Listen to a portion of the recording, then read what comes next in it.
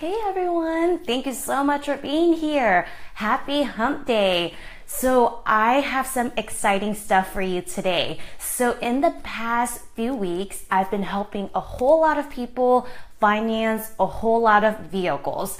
And if you are not familiar with what I do, most people might know me as a makeup artist, but actually my expertise is in the financial industry. My name is Kathy Nguyen. I am a personal finance specialist, and I've been in the banking industry for the last 10 years. So I have a lot of experience in helping people make wiser decisions when it comes to lending, buying their vehicle, and even on just general finance tips that I have learned throughout the years that I can help provide you with that knowledge so you can make a better financial decision and build a better financial future. So today's topic, what I want to share with you is 5 things that you can do to make sure that you don't get ripped off in buying your first car or just buying any car in general. So most people think that buying a vehicle, if they don't like it, they can just return it. It's not the same as when you're buying your purse or you're buying a pair of jeans and you don't like how it fits, you go back to the store and you get a full refund. When you buy a vehicle, it's so important to make a good decision, because if you don't like what you just signed up for and you drive the car off the lot, you cannot return that vehicle for the same price and the same value anymore.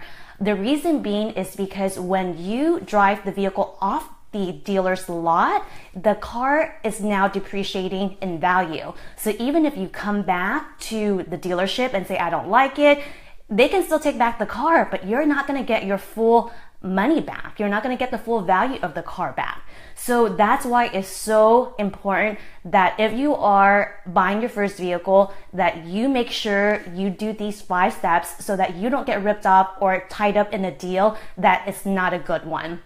So please, if you have any family members that are looking to buy their first vehicle and doesn't have a whole lot of experience in doing this, please share this video with them, because I'm going to go over some practical tips and action steps and give you some resources as well too, to make this experience a little bit less overwhelming and guide them in the right direction. So hey, you guys, thank you so much for being here. Okay, so the first thing I want you to know is it's so important that you must do your research. So that's number 1. Before you even walk into a dealership, or before you even think about putting an offer on a vehicle from a private party that you found on Craigslist, I want you to do some research. Look at the car that you're buying. Look at the kind of like what it is that you're wanting in a vehicle. Like, do you want something that has 4 doors, 2 doors?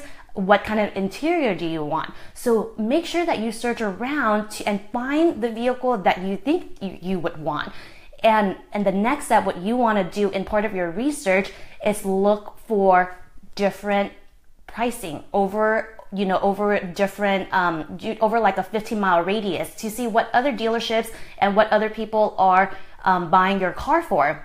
So this way you will know exactly where you stand and how much you can expect to pay for your vehicle. So don't walk into the dealership blindly and not really knowing what the vehicle is actually worth, what is the manufacturer suggested retail price is, and not really knowing what people are paying for your car, and just assume that the dealership that you're going to is giving you the best deal.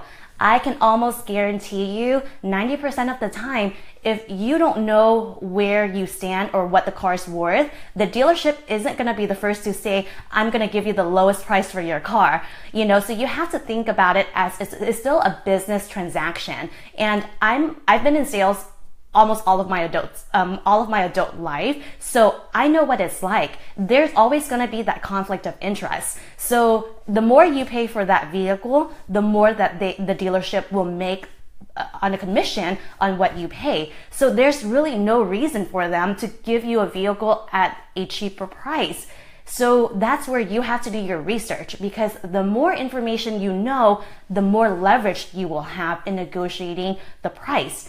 So you have to make sure that you do your due diligence in looking up and seeing what the fair market price is, what they should be selling it to you for. And that when you have your numbers, you have a better sense and better knowledge and more confidence to know if they're giving you a good deal or not. So I will include some websites and some resources for you so you can check those out as well too. Now, and moving on to my second point is make sure once you've done all your research, when you get to the dealership or even, buying a car from a private seller, make sure that you are negotiating and haggling or bring somebody who can. So I know it can be intimidating if you've never had to bargain or had to haggle for anything in your life. I, for one, am a terrible bargainer and I'm not a really good negotiator, when it comes to purchasing stuff and negotiating prices with people. So if this is your first time buying your vehicle, it can definitely be nerve-wracking. So what you want to do is you want to bring somebody in your family or a close friend that can actually negotiate for you. Somebody who's, purchased multiple vehicles before and know what they're talking about. Don't be afraid to bring somebody along. Bring two people if that helps, give you a better support system. But bring somebody, but make sure that you are negotiating for your price. So how it works let's say when you're buying a vehicle at the dealership, when you walk in and you test drive your car and you are totally in love with it, you sit down with the finance guy for them to talk about prices. Well, the first price that they're going to give you is actually going to be the highest price that they're going to want to charge you. So if you don't negotiate, they're just going to say, okay, this is how much we're going to give you for your car, and that's it. So you have to be able to negotiate and meet them in the middle so that they can bring down the price. So that's why it's so important that you have to know that the price they're giving you, the first shot, it's not going to be the best price. I mean, sometimes that's why people stay at the dealership for hours. For myself, I've been at that dealership for 6-7 hours at a time because we couldn't come to an agreement on a price. So it's okay. It's okay to stay there as long as you need to make sure that you're getting the price that you're wanting to pay for that vehicle. And it's just, I just can't stress how important it is to make sure that you are satisfied and that you're not getting ripped off and not feeling like you just got ripped off with that deal. Because unlike buying, a purse or a pair of pants, when you buy a vehicle and it's a really bad deal, it's going to cause you a lot of trouble and a lot of money down the line when you trade in that vehicle. So I'll go over that a little bit more when I talk through the 5 points. So moving on. So the third thing that you want to do is do not rush into buying a vehicle. So in addition to doing your research, in addition to looking around, seeing what the benchmark are, what the fair market price value is for your vehicle, make sure you don't rush and look around. The biggest mistake that I've seen people do is they want to buy the car and they want to buy it now. And I mean, it could be that we live in a society, nowadays that we want instant gratification and we want it now. But don't make the mistake of doing that when you're buying your car, because when you feel like you need to buy a car now, you're more likely to say yes to a deal that might not have been that attractive in the first place. So take your time, give yourself maybe a couple weeks so that you have some time to do research and look around. And as you're looking around, and test drive different cars, don't be afraid to walk away when the vehicle is not what you're looking for or the price is not what you're looking for. There will always be other opportunities for you out there. Okay, so then I'm moving on to my fourth point. So the fourth point when you are buying your first car or just any car in general is just making sure that you look over your documents and know exactly what you are signing for. So dealerships are notorious in just slipping on these little add-ons to your vehicle. So sometimes, they tell you what it is and get your agreement. Sometimes they don't. They'll say it in such a like they'll just feed it in there, and so you have to be careful what you're signing for.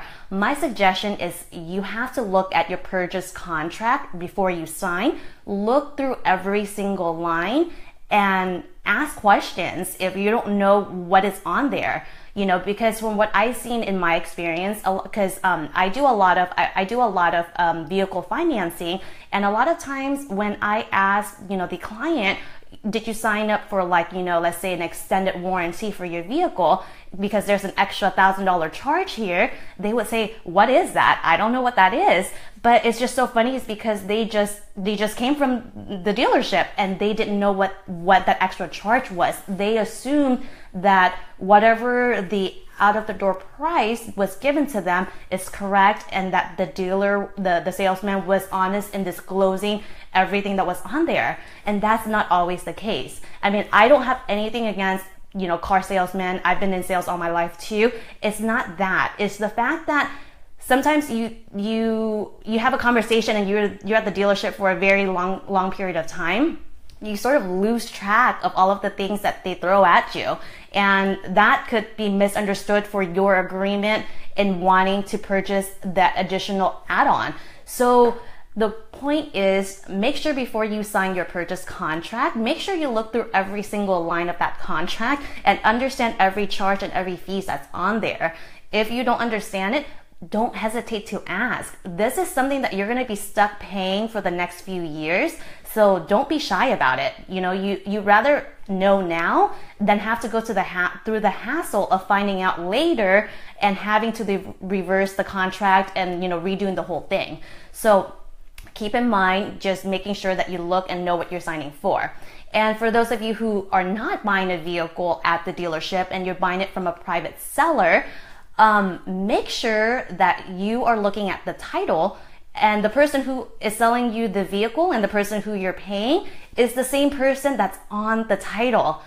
Oftentimes what I see is people don't, like somebody is selling their friend's car for them, and that's just not legal. The only person who can sell the car is the person that's on the pink slip. If their name is not on there, they are legally not able to sell the car. That's almost like stealing somebody's car and selling it. So make sure that you check their identification, make sure that you're matching the name on their ID to the name on the title, because a lot of people get lazy and they want to avoid sales tax. And anytime you do with sales, you have to like pay sales tax depending on the county that you're in and depending on the state that you're in. But a lot of the time people try to avoid and do a shortcut, and they don't do what they need to do to change the title over before they sell it to you. So don't be stuck in that. The reason why I'm saying this is once you pay the private seller, they're gone.